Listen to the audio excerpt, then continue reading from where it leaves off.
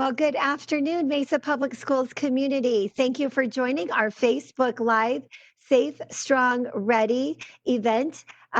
Today, I am really excited to welcome what has been known as the Mesa Public School coronavirus expert, our Associate Superintendent, Holly Williams.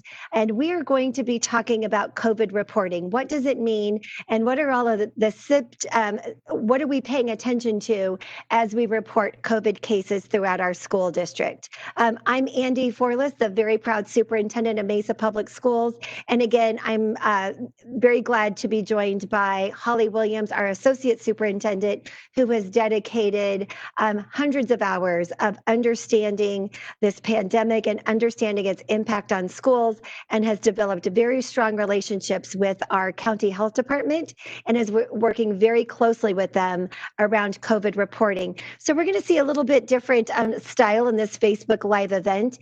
We will be showing PowerPoint slides, as well as introducing you to our COVID reporting dashboard. So the format will look a little different. So you're going to get some information. We will pause, and then we will monitor the questions that you're entering into the Facebook Live account. So I am going to turn this over to Mrs. Williams, who is going to begin the conversation with us this afternoon. Thanks, Dr. Forlis. I'm happy to be here with you today. And the purpose of today is to kind of share some information with you around our communication process and how we're working very diligently to be transparent with our community so that families can make an informed decision about the health of your families. So Cody, if you would go to the next slide, I want to start by describing the types of communication that we do. And when I say site-based, that means on our campuses or in our departments. And so I'm going to just use a scenario and talk you through the different kinds of letters that we have. So the scenario that we're talking about is a positive COVID case. So we have a student who the family has called into our office and said, to our school office and said, my student has tested positive for COVID, unfortunately. And they typically report that to our attendance office, and our nurse gets involved. Our nurse then asks many questions about when's the last time they were on campus, what activities did the student participate in, and other kinds of questions like that, so that we can get a full picture of the impact that positive case may have on our community. And then we start developing the letters that we'll send home. And I know some of you are thinking, I get so many letters. Well, in an effort to be very transparent and to communicate very well, we send different types of letters. So the first one that you would always get if there's a positive case on your campus is a community letter. And that is simply telling you that during the time frame of when school is in session and the possibility when people could possibly be exposed to COVID, there's been somebody who's tested positive. And it's important that I say it that way because we've just come off of October break. So sometimes this week there are not community letters because the folks who've gotten sick have not been on campus for longer than some of the incubation periods or the quarantine periods. So we are taking cases this week case by case and determining when a letter is needed and when not, based on when the last time they were on campus was and the best guidance from our health department and our partners at the county. So the first one you get is a community letter that tells you that somebody on campus has tested positive. Then if you receive a classmate or a teammate letter, that means that your child or you have come in contact more closely with that person, meaning that they are in the same class with the student, or they're on the same team, or maybe even in the same kind of after school program in the case of our Explore programs. That would be a classmate or a teammate kind of letter. And in that letter, depending on the nature of the contact, we would either tell you that you're considered a close contact, which is one of those specialty letters down there, or just an exposure. Close contact means that some of the safety mitigation strategies are not in place. And that most often happens on an athletic team where maybe because they're competing, they weren't wearing masks, or they were closer than the 6 feet, or they shared supplies. So some of the mitigation strategies that we have in place to make sure that we don't have community spread of COVID are not in place on some of our teams because of the nature of the activity they're engaged in. But a classmate letter, if you think about a math classroom, all of those mitigation strategies are in place, but we still had a positive in there. So we want to make sure folks know that, hey, There was a positive in that class. We don't think the contact rises to close contact, but you do have an exposure based on the class that you share with the positive person. And then the other letter that we do is a staff letter to make sure that the staff is aware that there has been a positive case on campus. I call the other two kinds of letters specialty because basically we modify one of the three letters above to indicate close contact or an outbreak. I've already kind of explained what close contact is. That's where mitigation strategies may not be in place because of the nature of the activity that the student is participating in. And then an outbreak letter is defined by the county as 2 or more cases that are unconnected. So they consider anything above 2 cases that are not maybe family or other ways that they're connected outside of school to be an outbreak. So you can imagine on some of our big high school campuses, the threshold of 2 cases is a pretty low threshold. So we send outbreak letters in the form of a community letter, and we just say in that community letter, hey, this is designated an outbreak by the county. I know that there's a lot of conversation in the media this week about outbreaks, and because that threshold is so low with 2 or more cases, it's not hard to have an outbreak at schools our size. So you'll see that thrown around, and it sounds scarier than it is in many cases because, as I said, in some of our big old high schools or even our junior highs that are quite large, some of our elementaries are very large too. It shouldn't be surprising that we have 2 cases that are perhaps unrelated that cause that outbreak letter to trigger. So I'm going to pause there. Dr. Forlis, are there any questions around letters that have come in yet, or anything that I need to clarify around our types of communication when it comes to the letter portion of it? Nothing about letters. And we've got another question, but I'll save that until the end when we just have general questions. Okay, perfect. Hey, Cody, I know I told you we weren't going to use any of the links, but I'm wondering if we could switch to the next page and then click the link for the MPS dashboard, because I would like to show that before we start talking about school closure. So this is a new feature that we're offering in the opportunity to be transparent about our data. This updates every Thursday. So the data that you'll see on the dashboard will be the 2 weeks of active cases on a campus for 14 days of active cases. And the reason that's important, and the reason that it's important to know that this is not a cumulative dashboard, is because the goal of our dashboard and our letters is to let folks know about the risk for their family and the decisions that they need to make about the health of their family. So we're not looking to keep a tally mark on a chalkboard, but rather to inform so that families can say, you know what, I'm feeling uncomfortable because of the number of cases that are active at this time. So I need to make a decision for my child, whether they are going to quarantine or choose remote or things like that for the period that is of concern. We are not keeping cumulative data in this because we think that doesn't inform the decisions that have to be made by parents around the current health of their students. So if you want to scroll down just a little bit, Cody, so we can show what this looks like this was our first week last week showing the data, and you could see that many of our elementaries have zeros. We didn't have any cases in the active column for the past 2 weeks in our elementary schools.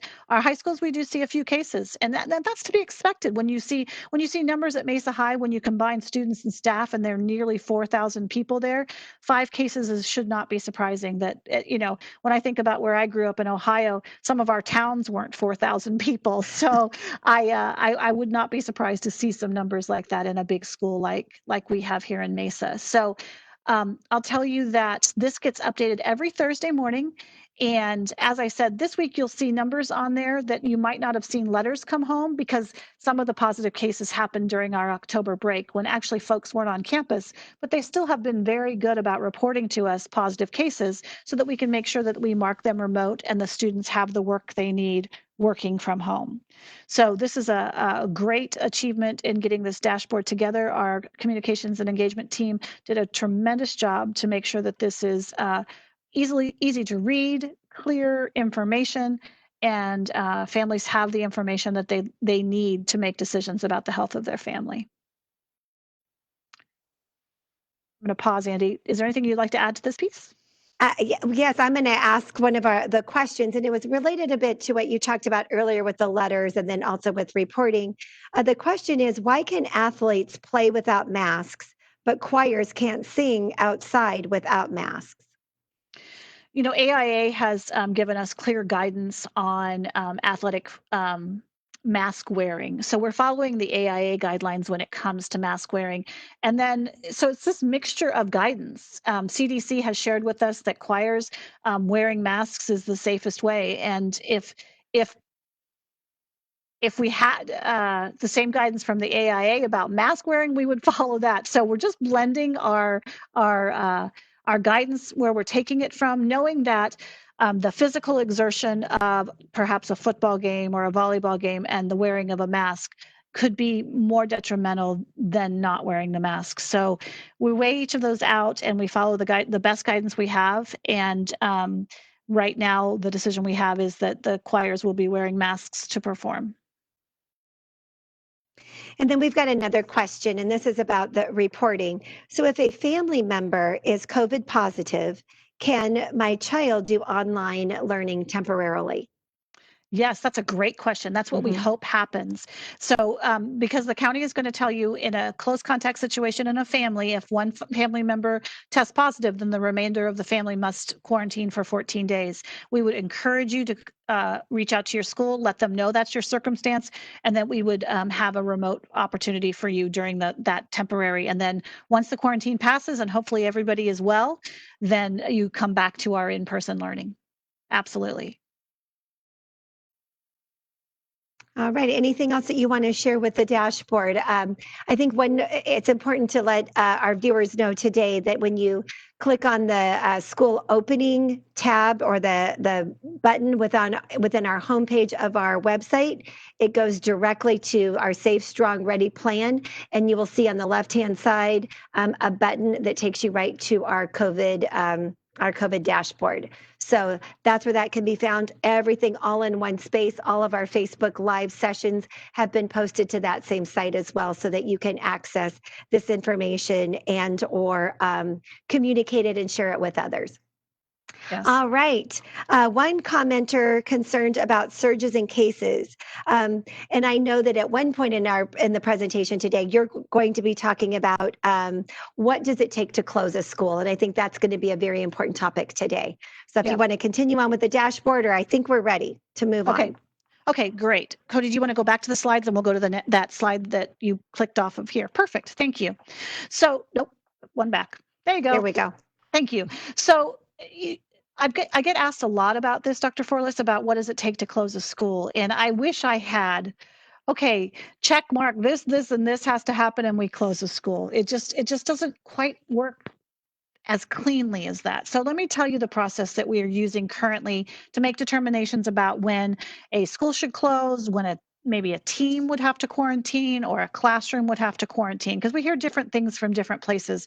But I want to tell you how we're doing it here in Mesa. So, and then I'll talk about the bigger picture of school closure and opening at the end of this. But for individual quarantine situations, we are again blending some guidance from both AIA, which is the sports Arizona Interscholastic Sports Association, and Maricopa County. So for team quarantines, for example, AIA gives us some thresholds that if you have a team of 25 or fewer students and you have 2 positive cases, then that team needs to be quarantined. And if you have 3 cases or more with a team of 25 or more, then that's when it closes the team. So for bigger teams, it takes more cases. For smaller teams, it takes fewer.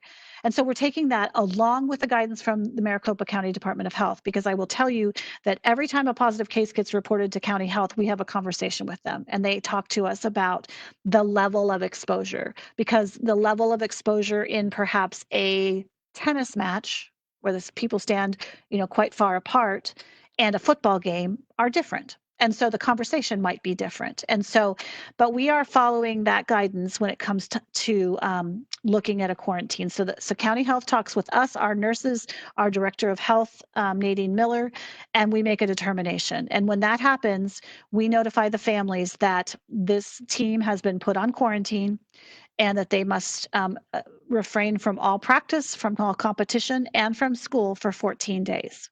We have done that a couple of times so far, and I anticipate that happening more. We're just big, and those the kind of things are going to happen.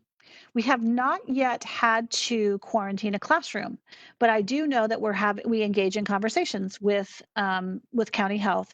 If and the way that I could see us having to quarantine a classroom is if our mitigation strategies are not working, or we have a large number of positives in one classroom. So right now, and I'm going to knock on my desk, that hasn't happened so far yet in Mesa, because we have, our mitigation strategies of hand washing, mask wearing, daily health checks, and as much physical distancing as possible. We have not had to quarantine a classroom yet, but those conversations again happen with Maricopa County Department of Health, a determination of how many cases would they consider to be a concern for them, and what mitigation strategies were in place or not in place that cause us to have concern about the spread of the virus in the room. So again, there's not a check mark to tell you this when this happens, that this happens. Every single case is an individual conversation, and we do lots of team meetings during the day, a couple times a day between myself, my assistant who's tracking these cases, and Nadine Miller, who is our director of health, and Steve Hogan, our director of athletics. We spend a lot of time with the guidance of the county, talking about, okay, this is what they've said. How do we react? What do we do? And so we reevaluate that very regularly. When it comes to school closure and the use of the dashboard. So and those of you who've been following along this journey with us, you know that we've been using the dashboard to see when it would be okay for us to come from remote into hybrid, and then from the hybrid 2-day to the hybrid 5-day. We've been using the data to make those kind of decisions. School closure, if there is a significant community outbreak, we will follow the same routine. We will follow the dashboard. We will pay attention. The county has been very clear with us that they will not make a recommendation to change the learning environment until the data has changed for 2 consecutive weeks. So it would be that if our data got dramatically worse this week, and then it would need to be again bad the following week before they would recommend that we move from our current hybrid into a remote setting.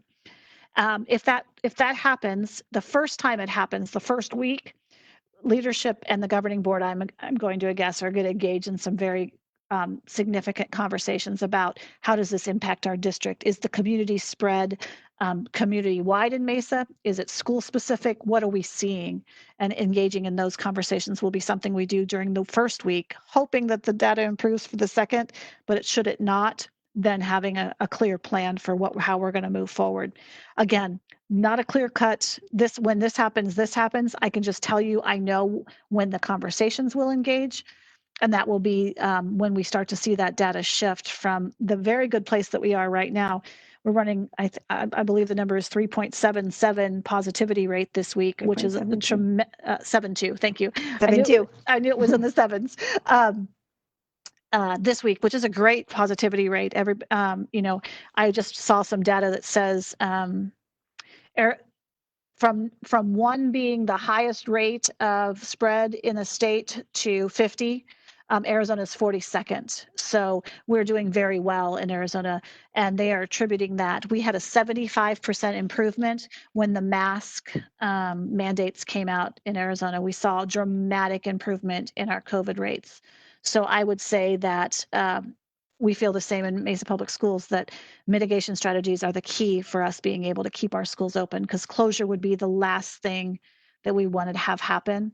And so it's important for us that our community and our students, and I'd be remiss if I didn't say this, our students are doing great. They are amazing. They are doing, the mask wearing is not even we were all worried that we'd have to spend a lot of time correcting and redirecting, and everywhere we go, we see folks wearing their masks and doing what they should. So thank you, parents, for helping to reinforce the importance of that, because it's one of the things that are going to help us keep our schools open. We've got a couple questions coming in, Holly. Let's talk about this one. This one is going to take us back to our COVID dashboard that we have created within Mesa Public Schools. So, are fully remote students counted on the dashboard? I'm going to have to check that, Dr. Do you want me? Corliss. I can take that one. Yes, go ahead. I'll take that one. All right.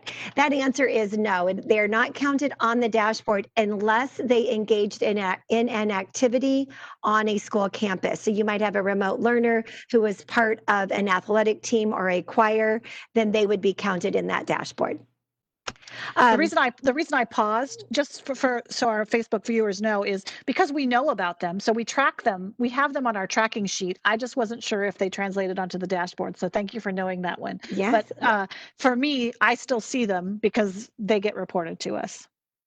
And I think that that's an important conversation, and you touched on that a bit, Holly, is that families are reporting to us that they have a positive case, and then also the county is having a conversation with us. And I'm going to give a shout out to our team. Our team is on top of it and is constantly paying attention that oftentimes we know a day up to 3 days before the county gives us a phone call or a conversation. So please know that we are on top of this and we are reporting it within 24 hours, and we are constantly staying on top of communicating with our families. Here's a question about the learning environment, and I think, Holly, you could take this one or we could chime in together. Why is it so hard to switch my child from an in-person model now that we're 5 days of in-person? Why is it so hard to switch back to remote? Yeah, that's a great question, and I'll start, and then maybe you can add to it. But Okay. in order to make sure that we are planning well and we are balancing classes, we have staffed for the folks that said what they wanted when we did the last survey. So it's very difficult to say if when people raise their hand to change, if we already have say 26 in person and that's our class size, to say somebody can move from remote to in person to make those numbers go over, and then it would take our remote numbers very low. So when you think about a team of 3 teachers, let's use that example, and if 2 teachers are in person and 1 is remote, we would hope that each of them would have 26. When you start to get way out of balance and maybe the remote person only has 10 and these 2 teachers now have 31 each, it just causes, one, not the best learning environment for our students, which is most important, but that it also causes an imbalance in the workload that among a grade level that you would hope to maintain. So we are trying to accommodate those switches whenever we can, but it is a space available kind of situation. Excellent. Thank you so much. Another one is a concern that classes are combined when there's not a substitute. And I can take that one, and you feel free to chime in, Holly. That we know that staffing schools right now poses a challenge for us, because we know that if a teacher experiences a symptom that is associated with COVID, they need to stay home for 10 days or come back with a negative test. So that's going to mean we need to fill that classroom. So I want to talk to you a little bit about the decisions that we've made across the district. We have hired substitutes that report to schools daily, and they are there to fill in as needed because we realize that this is going to be a challenge. The good news is that over fall break, which was last week, we hired over 80 substitutes. So that means that those any of those vacancies that you're talking about will be minimized. But we're constantly watching our staffing patterns, and because we know that an adequately staffed school is a safer school for all involved. So that is top of mind, and we're paying attention to that data every single day. But please reach out to your principal if you're seeing a consistent pattern. There might be something that you can learn about specifically at your school. And also, I know that there are some parent groups that are doing some campaigns around getting parents their substitute certificates so that they can jump in and help as well. Here's another question that's coming in. When will we stop requiring masks? And this is a very interesting question. Mrs. Williams talked about that we are following public health metrics that are on the Maricopa County School Dashboard, and that has guided our decision. That is a commitment that our governing board and our leadership have made. We are following public health metrics to guide the learning environments we're offering to our children. So right now we are in what is called yellow. We are in that hybrid model. Hybrid means that we have some children in physical buildings and some in distance learning. And we are using mitigation strategies. That is masks, hand washing, cleaning of our schools, physical distancing to the best of our abilities. We are not allowing field trips. We're not allowing large gatherings. You were going to see that there were no homecoming dances. There will not be huge crowded football stadiums. So that is all part of that hybrid model that is in yellow. So the percent positivity to be in the yellow is 5 to 10% positivity rate, and anywhere. And we need to be watching our numbers of cases per 100,000.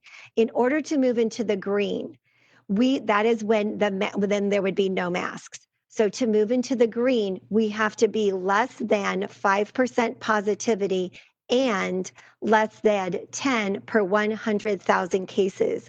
100 per 100,000 people in our school district. Currently, we are over 40 cases per 100,000, and we're at, I mentioned earlier, 3.72% or 3.72% positivity. That data comes out every Thursday morning at 9 a.m. So we watch it constantly. So we are paying attention to all of those data points, and that's what would point us in the direction of turning green. There is some public opinion and some scientific opinion that would say it would probably be when we have a vaccine before we hit those green markers. Not sure that that is the case, but that is some of the current literature that is guiding us. So we don't anticipate that that's coming anytime soon, that masks are going to be a reality, and they are what's keeping our schools open and keeping our kids in activities that we know are so important to our community. So a long-winded answer, but we would have to be in the green. And so if you're super interested, dig into that Maricopa County school dashboard, and we'll talk you through all of those details. Let's see, I'm going to see if we have another question as I was rambling on there. Oh, one question from earlier on was, when can we get masks that have our school logos on them? That would be a great thing for us to do. You know, we do have some booster clubs and some student councils who are engaged in that. So I would encourage you to reach out to your school principal or your PTO president to say, hey, is this something that we can order and make available to our families? It's not something we're coordinating to the district. Each school are making those decisions about their, we call it spirit wear, you know, whether it's a t-shirt that we wear for A+ or different kinds of hats that we wear at the high schools. I'm thinking that masks are the latest spirit wear. So I would encourage you to reach out to your school principal and or your PTO president to say, are there any plans for logoed masks in the future? And I will have to show off today that I received the Dobson Mustang logo wear mask. The principal sent this to me so that I can properly mask up and show my Dobson Mustang spirit. So they are available at some of our schools, but again, reach out to your individual school. That's a great idea. Here's one, and I'm happy to take this and we can share. And I'm watching our time. We've got a couple more minutes. We typically allocate about 30 minutes to these Facebook Live sessions, and we're at 29 minutes. So I'll take this one, and if another question pops up, we'll take it as well. This one is not necessarily a question, but it is a concern, and I want to talk about it because it's something we're paying attention to. So when teachers have to teach in person and remote at the same time, both groups of students are suffering, and that is something that we understand and that we are working to solve.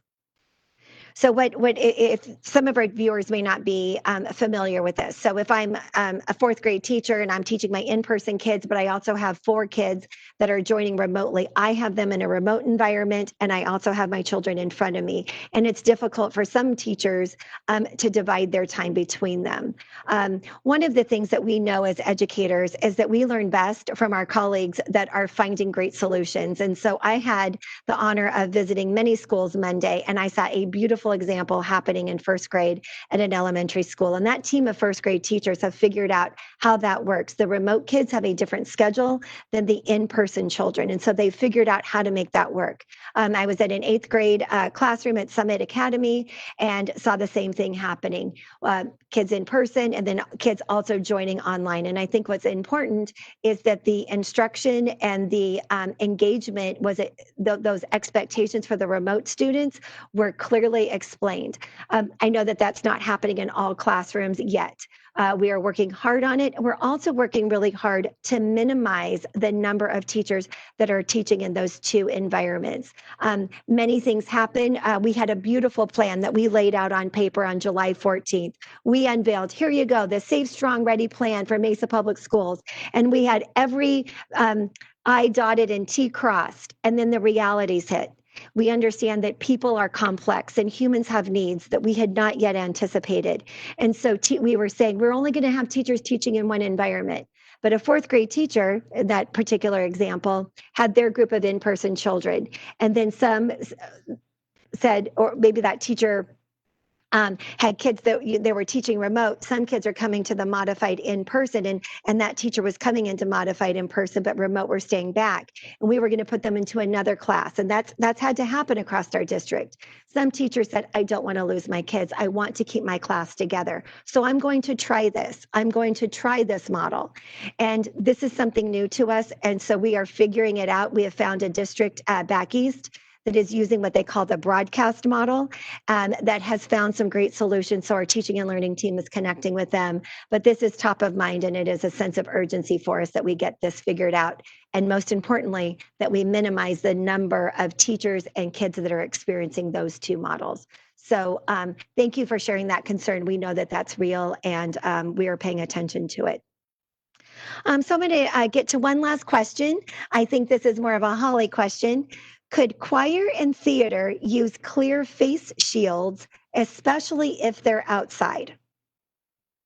That's something we could investigate. I would want to take it to our director of health services and our health and safety design team to ask their guidance on that. I wouldn't want to give a firm answer, but I think it's worth asking the question. So thank you for asking that, and I'll make sure I take it to our health design team as an option. I know that our directors have been so remarkable in planning some outdoor events so that the choir performances can happen and students can participate in meaningful ways. So thank you for the question, and I will take it forward for consideration with our health team. So we are going to conclude today's session of Facebook Live. I'd like to say thank you so much for joining us. And again, thank you to Mrs. Williams, who has just, as I said, dedicated and has a whole new wealth of knowledge around COVID. And it's things you wish you didn't have to know, because that's what you do have to learn, right, when we're in a pandemic. So thank you. And as Mrs. Williams said, we have 11 design teams that are constantly working and problem solving to get through the new challenges that we encounter every single day. So when we say we, it's a very big we of the team that is working on this work. And we appreciate your patience with us. Your questions help us get better and help us reflect on how we're going to rethink and implement better strategies. So thank you again. Have a wonderful evening. And again, you can find all of the information shared on our Safe, Strong, Ready website. Thank you so much. Bye-bye.